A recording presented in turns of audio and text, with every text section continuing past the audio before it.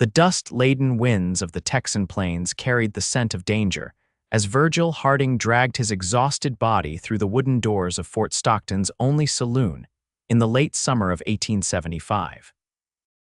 Blood trickled from a gash on his forehead, his once pristine white shirt now stained crimson and brown from the day's trouble. He'd lost everything except his life and the clothes on his back to a band of ruthless outlaws who'd ambushed him at dawn. "Whiskey," he rasped, dropping his last silver dollar onto the scratched wooden bar. The barkeep eyed him warily, taking in the tall, lean frame that somehow still maintained its dignity despite the obvious defeat written across his sun-weathered face. At 28, Virgil had already lived several lifetimes of hardship, but this latest setback threatened to break even his iron will. "Bad day?" the barkeep asked unnecessarily, sliding the amber liquid toward him. Virgil knocked back the drink in one swift motion.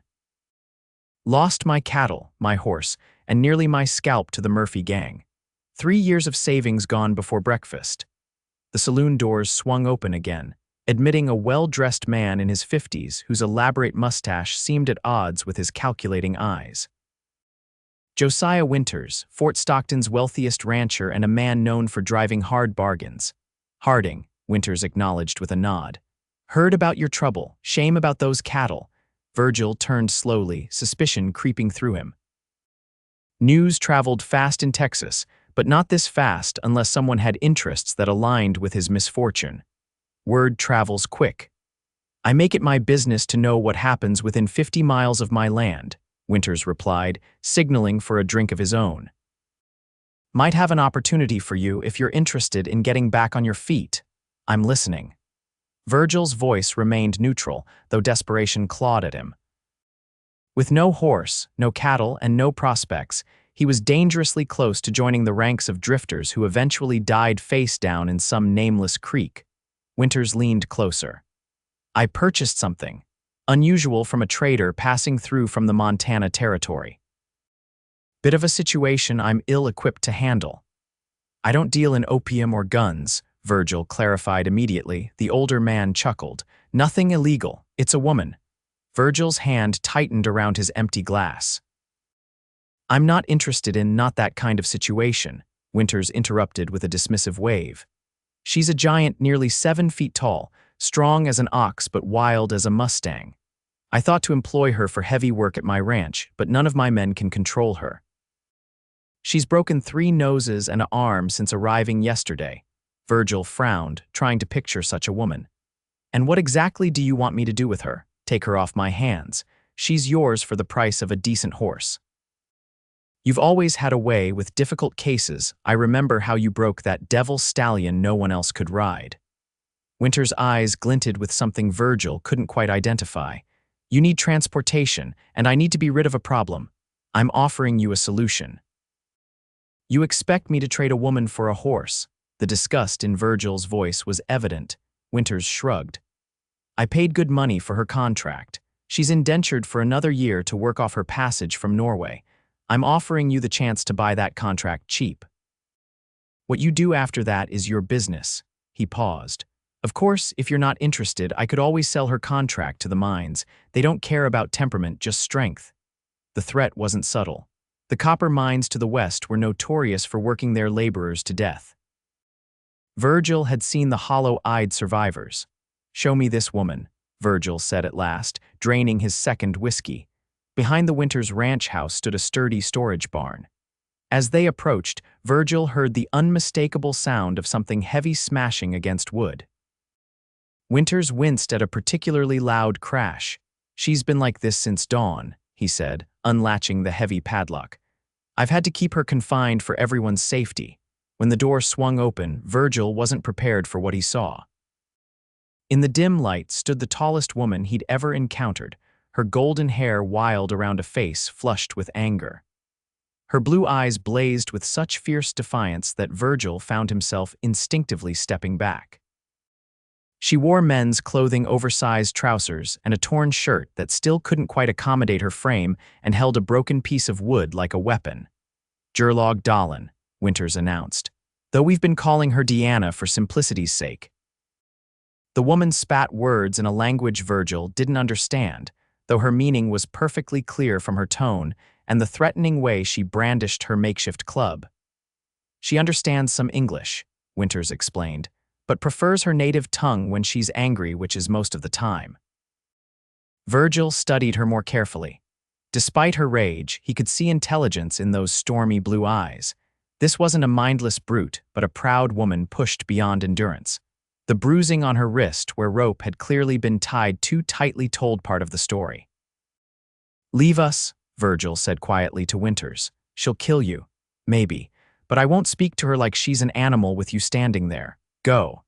After Winters reluctantly departed, Virgil carefully placed his hat on a nearby barrel and slowly raised his empty hands.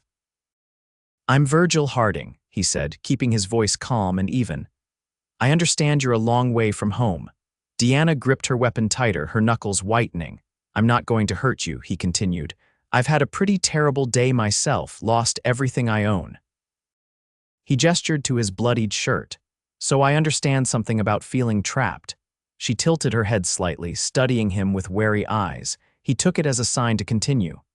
"Winters wants me to buy your contract. Where I come from, people aren't property to be traded."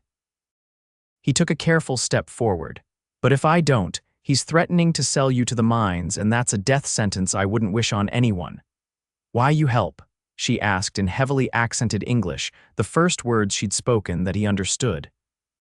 "Because it seems to me we might be able to help each other." Virgil kept his eyes locked with hers. "I need a way to rebuild what I've lost. You need freedom from men like Winters. I promise you this: if you work with me for 6 months, not as a servant but as a partner, I'll tear up that contract and you can go wherever you please." Diana's expression shifted from outright hostility to cautious consideration. "Partner how? I'm good with horses, but I've got nothing left. If we work together, we might both have a chance at something better than this." He gestured around the makeshift prison. "What do you say? 6 months of honest work, and then you're free to stay or go as you choose." For a long moment, she said nothing. Then, with deliberate slowness, she lowered her weapon. 6 months, she agreed. "Then I decide." Virgil nodded. "Then I decide too. That's how partnerships work." By nightfall, Virgil had surrendered his last possessions, a silver pocket watch that had belonged to his father, and a small nugget of gold he'd kept as a good luck charm to secure Diana's contract and purchase a wagon with a team of draft horses. It wasn't much, but it was transportation. "Where we go?" Diana asked as they left Fort Stockton behind, the stars providing their only light. She sat beside him on the wagon bench, her long frame making the seat appear child-sized by comparison. "West," Virgil replied. "I know a place in the Davis Mountains where a man can start over. Good grazing land that nobody's claimed yet, water year-round from a spring." Diana wrapped a blanket tighter around her shoulders. "How far?" 3 days if we're lucky. Week if we're not." She nodded, her face unreadable in the darkness. "I am strong, can hunt, can fight." "I'm counting on all of that," Virgil admitted. "But first, we need to understand each other. Where are you from, Diana? How did you end up here?" She stared at the road ahead for so long that Virgil thought she might not answer. When she finally spoke, her voice carried the weight of memories she'd rather forget. "Norway, farm in mountains, family all dead from sickness, no food, no money." She shrugged her powerful shoulders. "Man come to village, say America needs strong workers. Good pay, I sign paper." Her laugh held no humor. "Ship like hell, many die. When arrive, papers say I owe more money, must work 2 years to pay passage. And they sold your contract to Winters," Virgil finished. Diana nodded. "He see me at auction in New Orleans, pay much because I am different." The bitterness in her voice made Virgil's jaw clench. "Well, that ends now. From this point on, you work with me, not for me. Understand?" For the first time, Diana's expression softened slightly. "Understand." They traveled through the night, stopping only to rest the horses. By dawn, they had put 20 miles between themselves and Fort Stockton. Virgil found a secluded spot near a small creek to make camp. "We'll rest here until afternoon," he said, unhitching the horses. "Travel's easier at night, cooler." Diana nodded and immediately set to gathering firewood while Virgil tended to the horses. They worked in companionable silence, each respecting the other's space. When Diana returned with an armload of wood that would have required 3 trips for most men, Virgil couldn't help but be impressed. "You weren't exaggerating about your strength," he observed. Diana arranged the wood for a fire. "In my home, women work hard same as men, no difference when winter comes and food is scarce." As Virgil prepared a simple breakfast of beans and hardtack purchased with their meager supplies, Diana disappeared into the brush. She returned 30 minutes later with 2 rabbits already skinned. "Better than beans," she said, a hint of pride in her voice. Virgil raised an eyebrow. "I didn't even hear you leave camp." "I am quiet when I want," she replied with the first genuine smile he'd seen from her. It transformed her face, softening the hard angles and bringing warmth to her eyes. They ate in silence, both too hungry for conversation. When they finished, Diana surprised him again by taking the tin plates to the creek to clean them. "You don't have to do that," Virgil said. She looked at him with confusion. "Partners share work, yes." "Yes," he agreed, feeling somewhat chastened. "Sorry, I'm not used to." He trailed off, unsure how to explain. "Not used to a woman who is not small and weak," Diana supplied, her tone more curious than accusatory. Virgil laughed despite himself. "I suppose that's part of it. In Norway, I was always too big, too strong, not proper woman." Her gaze turned distant. "Here, same problem but worse. Men afraid or want to show they are stronger." Her hand unconsciously touched a fading bruise on her arm. "They learn mistake quickly." Virgil's expression darkened at the implication. "No one will treat you that way again while I'm around." Diana studied him carefully. "Why you different? Most men see woman like me, they want to own or to break." The question caught Virgil off guard. He took his time responding, wanting to give her an honest answer. "I grew up with a mother who stood toe-to-toe with my father in everything. They were partners in the truest sense. After she died, he was never the same, like half of him was missing." He shrugged. "I suppose I learned early that a woman's worth isn't in being decorative or submissive."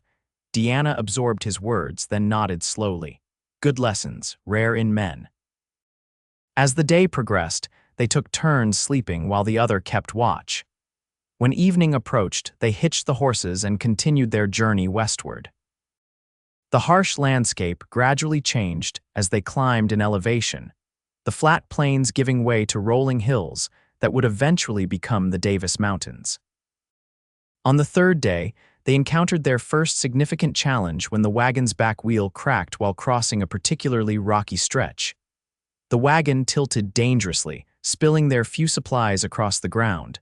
"Damn it all," Virgil muttered, examining the damaged wheel. "We'll need to make repairs before we can continue." Diana surveyed the surrounding area with a critical eye. "Need wood, strong wood." Virgil pointed to a stand of scrub oak in the distance. "Those might work, but it'll take hours to cut one down with just my knife." Without hesitation, Diana grabbed their single axe and headed toward the trees. "I will do." Virgil followed, intending to help, but when he saw her swing the axe with precision and power that would have put most lumberjacks to shame, he realized his assistance wasn't necessary. Instead, he gathered their scattered supplies and prepared the tools they would need for the repair. Within an hour, Diana had returned dragging a suitable trunk. Together, they worked to shape a new wheel spoke to replace the broken one. Virgil was skilled with his hands, and Diana proved to be both strong and surprisingly dexterous despite her size. By sunset, the wagon was repaired. "We make good team," Diana observed as they continued their journey, the fixed wheel holding steady. Virgil found himself smiling. "That we do." As they entered the Davis Mountains, the terrain became more challenging, requiring both of them to navigate carefully. During one particularly steep ascent, the horses strained against the weight of the wagon. Without a word, Diana jumped down and put her shoulder to the back, pushing with such force that the wagon crested the hill with relative ease. Virgil shook his head in amazement. "You're worth 3 men, Diana." She climbed back onto the seat, breathing only slightly harder than normal. "In Norway, mountains much bigger. This is..." She searched for the word, "small hills." Virgil laughed. "I'll take your word for it." By the 7th day, they reached the valley Virgil had described. Nestled between protective mountain slopes, It spread out before them in a tapestry of green grasses and scattered trees, with a clear spring bubbling up from the western edge. "Home," Virgil said simply, reining in the horses. "What do you think?" Diana surveyed the land with a critical eye, taking in every detail from the quality of the grass to the position of the sun. "Good land," she finally pronounced. "Defensible, water good, can build here." They made camp near the spring that evening, both feeling a sense of accomplishment at having reached their destination. As they sat by the fire, Virgil began sketching plans in the dirt with a stick. "We'll need to build shelter first," he said. "Something simple to start. Then corrals for the horses, eventually a proper house and barn." Diana watched him closely. "How get more animals? Need cattle, yes, for ranch." Virgil's face clouded. "That's the hard part. I had a small herd before the Murphy gang took everything. We'll need to start small, maybe trap some wild horses, break them, and sell them in the nearest town. Use that money to buy a few head of cattle. It will take time." Diana considered this. "Wild horses where?" "There's a herd that roams about 2 days' ride south of here. Mustangs mostly small but tough. We go tomorrow," she decided. "Catch horses." Virgil raised an eyebrow. "We don't have proper equipment for breaking horses. No corral, limited rope." "I can help catch," Diana interrupted. "In Norway, I catch wild ponies in mountains, smaller than me." She grinned, showing a confidence that transformed her face. "Everything smaller than me." Virgil couldn't help but laugh. "Fair point. All right, we'll try your way." The next morning, they left their few belongings at their campsite and took the wagon south. By midday, they spotted dust on the horizon, the unmistakable sign of a moving herd. They followed at a distance, watching as the wild mustangs grazed in a wide valley. "Beautiful," Diana breathed, her eyes fixed on the horses with something approaching reverence. Virgil studied the herd with a more practical eye. "About 30 animals, some good stock there. See that bay stallion? He's got Arabian blood somewhere in his line. Would fetch a good price if we could gentle him." Diana shook her head. "Not him, need mares for breeding." "Stallion too proud, too wild." Virgil looked at her with newfound respect. "You know horses." "All animals," she corrected. "Watch, learn, understand." They spent the day observing the herd, learning their patterns and identifying the hierarchy. When evening approached, Diana outlined her plan. "Need to separate young mares from herd, drive them toward narrow pass." She pointed to a natural funnel in the landscape. "You wait there with rope, I drive horses to you." Virgil looked skeptical. "One person can't drive a herd of wild horses." Diana's smile held a hint of challenge. "Watch me." Before dawn the next morning, they positioned themselves according to Diana's plan. Virgil waited on horseback at the narrow pass while Diana disappeared on foot into the pre-dawn darkness. For nearly an hour, nothing happened. Then, just as the first rays of sun crested the horizon, Virgil heard the thunder of hooves. From his position, he watched in astonishment as Diana appeared on the far side of the valley. Running at an incredible pace behind a group of 5 young mares, she had somehow separated from the main herd. Her long legs ate up the ground, and she moved with a grace that belied her size, herding the horses with strategic shouts and gestures like a wolf guiding its prey. As the horses approached the pass, Virgil prepared his rope. Diana had managed to direct the frightened animals exactly where they wanted them. With expert throws, Virgil managed to catch 2 of the mares while the others escaped past him. Diana arrived moments later, breathing hard but grinning triumphantly. 2 is good start. Virgil shook his head in amazement. "How did you separate them from the herd without spooking the entire group?" "Patience," she replied simply. "And knowing which one's ready to leave. Young mares curious, less loyal to stallion." They spent the next week gentling the 2 captured mares, a dun and a chestnut, using a technique Diana called quiet talking. Instead of breaking their spirit through force, she showed Virgil how to gain their trust through consistent, calm interaction. Her height and strength meant she could control the animals if necessary, but she rarely needed to. "Horse remember kindness same as cruelty," she explained as she ran her large hands over the dun mare's trembling flanks. "Better to make friend than slave."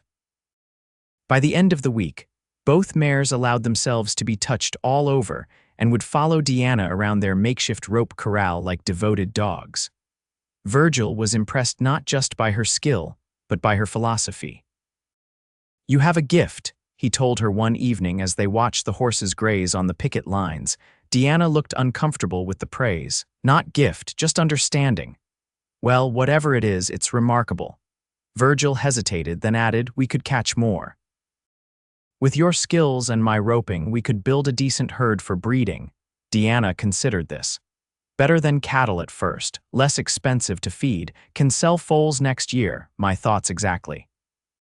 Their shelter began as a simple lean-to against a rock face, but with Diana's strength for lifting heavy logs and Virgil's carpentry skills, it soon evolved into a more substantial structure. By the end of their first month in the valley, they had a crude but effective cabin with a stone fireplace, a corral for the horses, and the beginnings of a stable. Working side by side each day, they fell into a comfortable rhythm. Diana proved to be not just strong but inventive, devising solutions to problems that Virgil would never have considered. He, in turn, contributed his knowledge of ranching and the local terrain. They complemented each other in ways neither had expected. One evening, as they sat outside watching the sunset paint the mountains gold, Diana broke a comfortable silence. "Why you not afraid of me? Most men." Virgil considered the question seriously. "I suppose because I see you as a person first, not just your size." He paused, searching for the right words. "You're extraordinary, Diana, not just because you're tall or strong, but because of who you are, your heart, your mind, your spirit." Diana looked away, but not before Virgil caught the shimmer of moisture in her eyes. "No one ever say such things to me before." "Then everyone you've known has been a fool," he replied simply. Their conversation was interrupted by the distant sound of hoofbeats, multiple riders approaching. Virgil immediately reached for his rifle, and Diana grabbed the axe she kept nearby. "Stay behind me," Virgil said automatically, then caught himself and grinned ruefully. "Or perhaps I should stay behind you." Diana's answering smile held a fierce edge. "Side by side is better." They stood together as 5 riders came into view, their expressions shifting from curiosity to surprise when they spotted Diana. "Evening," called the lead rider, an older man with a silver-streaked beard. "Didn't know anyone had settled in this valley." "Just staked our claim last month," Virgil replied, keeping his tone friendly but his rifle visible. "I'm Virgil Harding. This is my partner, Diana Dahlen." The riders exchanged glances at the word partner and Diana's imposing presence. "Nathan Cooper," the leader introduced himself. "We run cattle on the other side of the pass. Thought we heard hammering lately." He studied their setup with an appraising eye. "You two managing all this by yourselves?" "We are," Virgil confirmed. Cooper nodded slowly. "Impressive. Look, we're having a gathering at our place this Saturday. Sort of a tradition for folks in these parts. You'd both be welcome." He emphasized the both with a respectful nod toward Diana. After the riders departed, Diana looked at Virgil questioningly. "We go? Might be good to know our neighbors," Virgil reasoned, "and to be known." Diana nodded, though her expression remained uncertain. "People will stare, always stare." Virgil's face hardened slightly. "Let them. Anyone who can't see past your height to who you really are isn't worth concerning yourself with." When Saturday arrived, they set out for the Cooper Ranch dressed in the cleanest clothes they possessed, which wasn't saying much after weeks of hard labor. Diana had fashioned a dress of sorts from fabric they'd traded for in a small settlement 20 miles east, but it still strained at her shoulders and stopped well above her ankles. "Look stupid," she muttered, tugging at the hem. "You look fine," Virgil assured her. "Better than fine." The Cooper Ranch was substantially larger than their homestead, with a proper 2-story house, several outbuildings, and extensive corrals filled with cattle and horses. About 20 people had already gathered, most from neighboring ranches and a few from the nearest town. As expected, their arrival caused a stir. Conversations halted, and all eyes turned to Diana, whose height made her impossible to miss. She straightened her shoulders and lifted her chin, facing their scrutiny with dignity. Nathan Cooper stepped forward, greeting them warmly. "Glad you could make it. Come meet everyone." The introductions were a blur of names and faces, most people making an effort to hide their initial shock at Diana's appearance. The women were particularly curious, several working up the courage to engage her in conversation about her life in Norway. Virgil kept close, watching protectively until he was sure Diana was comfortable. When she caught his eye from across the yard, where she was demonstrating a Norwegian knitting technique to several fascinated women, the smile she gave him held both gratitude and something warmer that made his heart skip. "She's quite something," Cooper said, appearing at Virgil's side with 2 cups of whiskey. He handed one to Virgil. "That she is," Virgil agreed, accepting the drink. "Never seen a woman of her size before. Must be useful for ranch work." Virgil bristled slightly at the reduction of Diana to her usefulness. "She's the finest person I've ever known, Cooper. Smart, brave, and with more heart than most folks put together." Cooper studied him for a moment, then nodded with understanding. "I see how it is." "Well, she seems a fine woman, regardless of her stature." "More than fine," Virgil murmured, his eyes finding her again across the yard. The evening progressed pleasantly, with food, music, and dancing. Diana initially hung back during the dancing, clearly uncomfortable with the attention. But when the fiddler struck up a particularly lively tune, Virgil approached her with a determined look. "May I have this dance?" he asked, extending his hand. Diana looked at him in surprise. "I am too tall, will look strange." "I don't give a damn how it looks," Virgil replied. "I want to dance with the most beautiful woman here." Color flooded her cheeks as she hesitantly took his hand. They joined the other couples, and though Diana towered over him by several inches, they moved together with surprising grace. Virgil led confidently, his hand firm at her waist, and soon Diana was laughing with delight as they spun around the cleared barn floor. "You dance well," she said with surprise. "My mother insisted I learn," Virgil explained. Said no son of hers would stomp around like a wounded bear at social gatherings. Diana laughed, the sound rich and uninhibited. Wise woman. When the music slowed, Virgil drew her closer, and Diana tensed momentarily before relaxing into his embrace. They swayed together, the difference in their heights forgotten as they moved as one. "People watching," Diana murmured. "Let them," Virgil replied. "All they'll see is how lucky I am." The ride home that night was filled with a new awareness between them. Diana sat closer on the wagon seat, her shoulder occasionally brushing against Virgil's. When they spoke, their words were softer, more carefully chosen. "Was good night," Diana said as their cabin came into view. "People nicer than expected. Cooper and his wife are good folks," Virgil agreed. "Could be useful allies out here," Diana nodded thoughtfully. "Mrs. Cooper say they need help with cattle drive next month, offered fair pay." "We could use the money," Virgil acknowledged, "and the experience would be valuable." "She asked because see me lift heavy table like nothing," Diana added with a hint of amusement. "Say her husband pay extra for my strength," Virgil laughed. "I bet he would. You're worth 10 cowboys." As autumn arrived, their homestead continued to improve.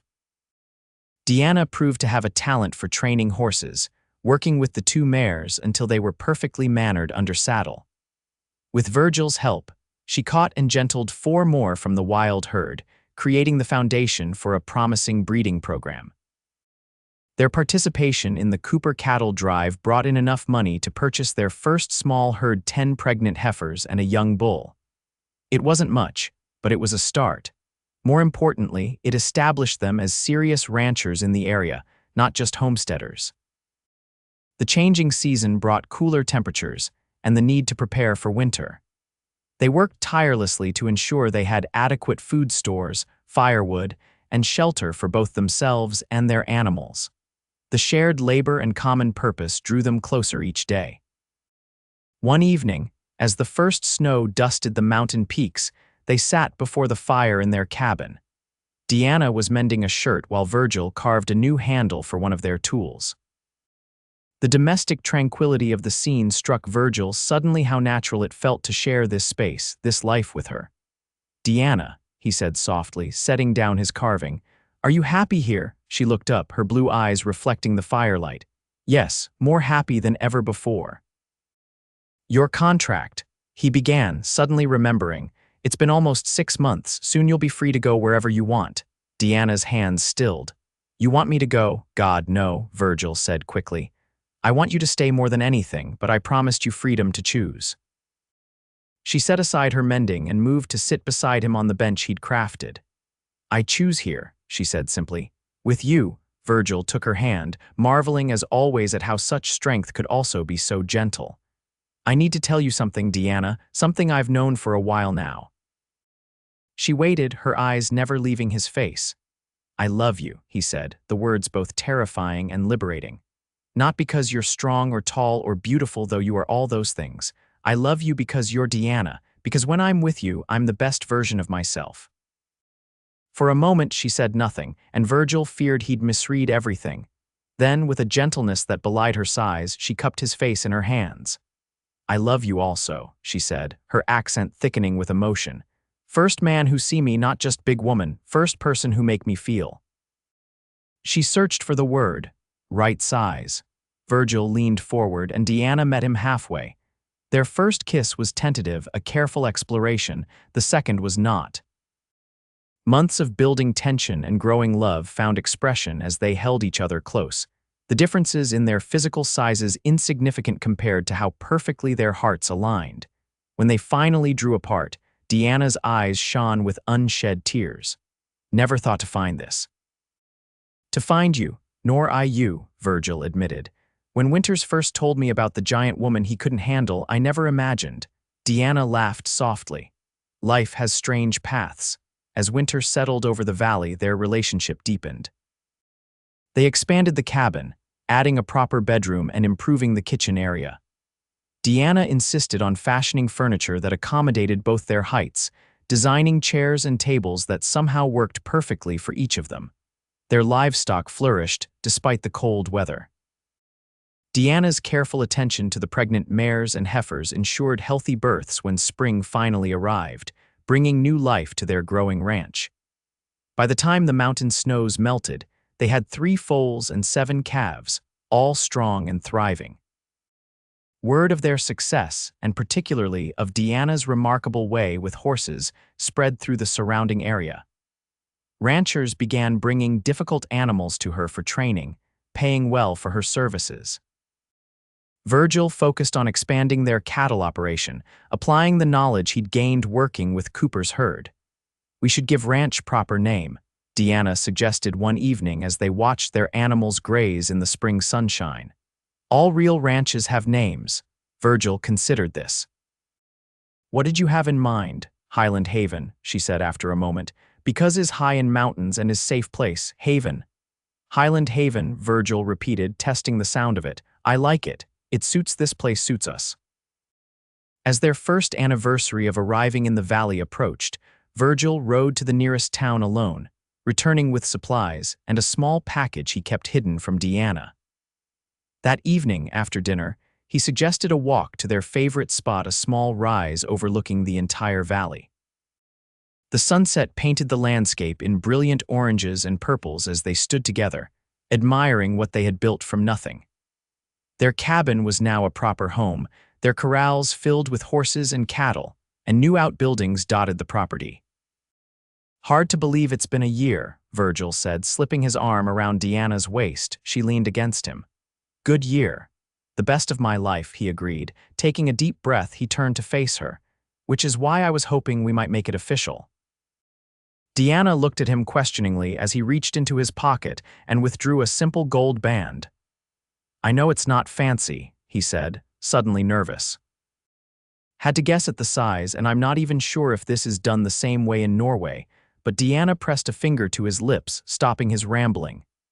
Ask properly, she instructed, her eyes shining with emotion. Virgil smiled, and though it seemed absurd given their height difference, dropped to one knee before her. Diana Dahlen, will you marry me? Will you be my wife, my partner in everything, for all the days we have left? Yes, she answered without hesitation, pulling him back to his feet. Yes to all. They were married 2 weeks later in a ceremony at the Cooper Ranch, attended by their neighbors and the friends they'd made over the past year. Diana wore a dress specially made by the women of the nearby ranches, who had pooled their sewing skills to create something that honored both her Norwegian heritage and her new life in Texas. As they exchanged vows beneath an arch of early summer wildflowers, the differences that had once seemed so significant, her extraordinary height, his average stature, her foreign birth, his American roots, faded into irrelevance. What remained was what had always mattered most: two people who had found in each other not just acceptance, but celebration of who they truly were. "I think even Winters would be surprised at how things turned out," Virgil joked at the celebration afterward. "His too wild giant girl and the down-on-his-luck cowboy." Diana laughed. "He see only problems, not see possibilities." "His loss," Virgil said, drawing her close for a kiss that drew good-natured cheers from their guests. Cooper raised his glass in a toast. "To Virgil and Diana Harding of Highland Haven Ranch. May your horses be fast, your cattle be fat, and your love story be told for generations to come." The following years brought both challenges and triumphs. A severe drought tested their resolve during their second summer, but Diana's knowledge of mountain springs helped them locate water sources others overlooked. A band of rustlers targeted their growing herd the next year, but retreated hastily after an encounter with Diana that became something of a local legend. Their horses gained renown throughout West Texas for their intelligence and stamina, commanding premium prices that allowed them to expand their operations. The cattle herd grew steadily, and by their third anniversary, Highland Haven Ranch was considered one of the most promising operations in the region. Their family grew as well. In the spring of their fourth year together, Diana gave birth to a son they named Eric, a robust baby who seemed determined to match his mother in size from his very first day. 2 years later, they welcomed twin girls, Astrid and Marie, who inherited Diana's golden hair and Virgil's quiet determination. The children thrived in the freedom of ranch life, growing up strong and confident under their parents' guidance. Eric showed an early aptitude for working with horses, while the twins demonstrated Diana's remarkable physical abilities and Virgil's head for business. One evening, as they sat on the porch of what was now a substantial ranch house, watching their children play in the yard, Diana took Virgil's hand in hers. "Remember when you buy me from Winters?" she asked, her English now nearly perfect after years in Texas. "You said needed transportation, not giant woman," Virgil laughed. "Well, I was a fool. Turns out what I needed most in the world was exactly a giant woman." Diana smiled, leaning her head against his shoulder. "And I needed stubborn cowboy who not afraid of tall wife." "We were made for each other," Virgil said simply. "Just took some unusual circumstances to bring us together." As twilight settled over Highland Haven Ranch, they remained on the porch, watching their children and the fruits of their years of labor. The livestock in the pastures, the healthy crops in the fields, the sturdy buildings, all testimony to what was possible when two people joined forces as true partners. No regrets. Virgil asked, a question he still posed occasionally, wanting to be sure Diana never felt trapped by the choice she'd made to stay. "None," she answered without hesitation, as she always did. "Best contract I ever signed." Virgil smiled, remembering the paper he'd torn up on their wedding day, freeing Diana officially from any obligation. "Wasn't much of a contract in the end." "No," Diana agreed, turning to look at him with the same fierce love that had grown steadily between them since those first uncertain days. "Was much better," was promise. They sat together as stars appeared above the mountains that had become their home, their hands intertwined, different in size but perfectly matched in strength and purpose. Two unlikely partners who had found in each other not just acceptance, but the perfect complement to their own nature, a cowboy and his once wild giant, now inseparable riders on life's most rewarding journey.